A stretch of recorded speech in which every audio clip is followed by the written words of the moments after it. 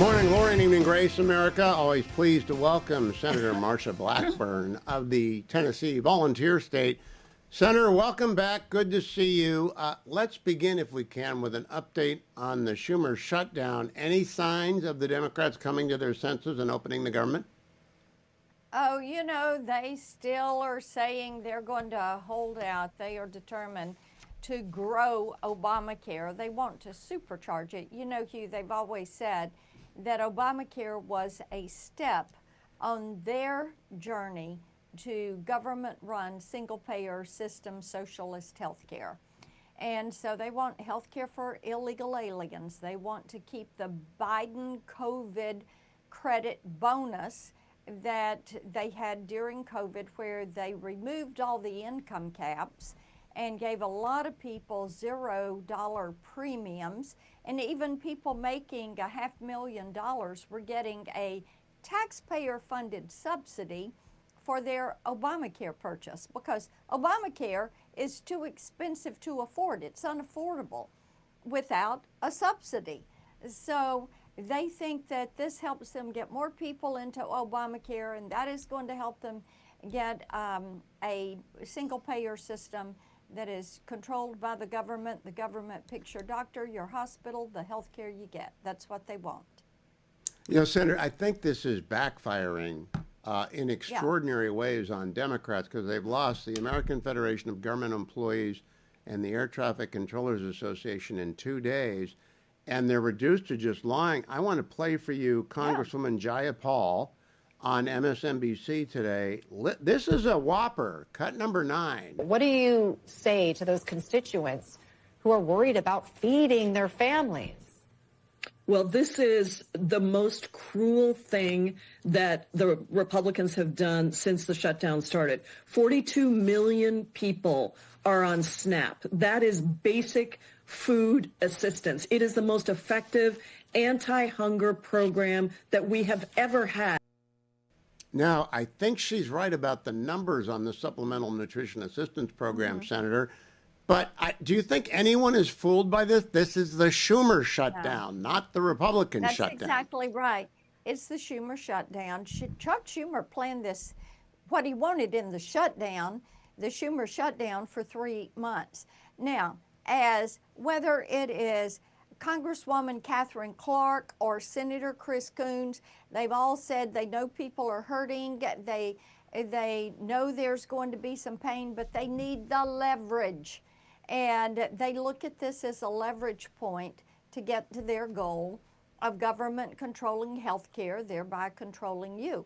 And there are about 700,000 families in Tennessee that get SNAP. I have talked today with elected officials. I have talked with people that are working with food banks. And I know that in Tennessee, a lot of the churches are doing food drives. And I really commend these people that are stepping up, and these local elected officials that are helping to identify people in their communities that are going to need help and assistance with food during this. All the Democrats have to do is vote for a clean CR. And Hugh, the thing is, they have voted for these spending levels not once or twice, but 5 times. These are the Biden budget numbers. And what we have said is, let's continue this until November 21st.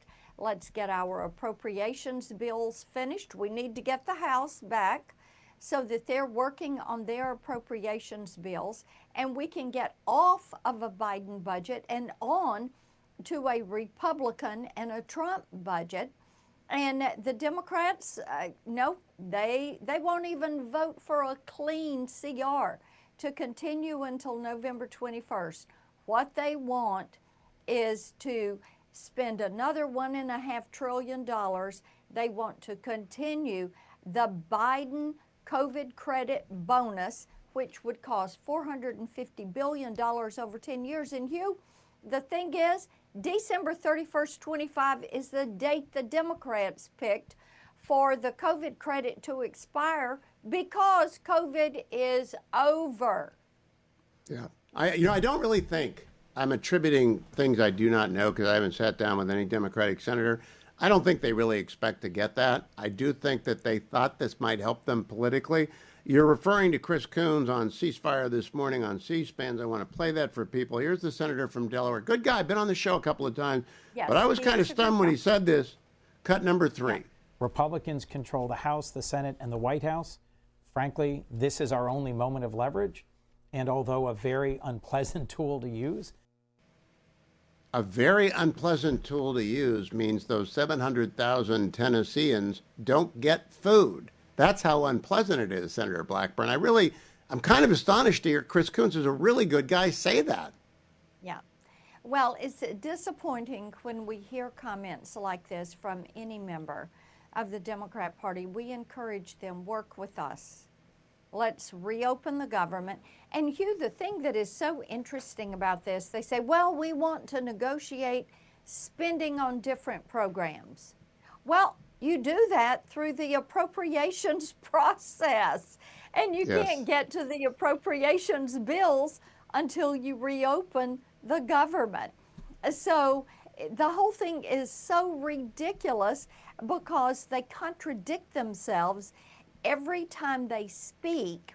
And then to say that it's okay for people to hurt because it gives them leverage is weaponizing the government against people that are depending on these benefits. I was talking to a city councilman in Tennessee tonight, and they this afternoon, and they had texted me. They said at their city council meeting last night, they had a woman who works at a local factory, has 4 children, single mom, and she came to the city council saying, please help us, help people that are going to need to have food and the ability to feed their family during this shutdown, because they know that come Saturday there are no benefits. They're going to swipe those EBT cards for their SNAP benefits, and it's going to be insufficient funds.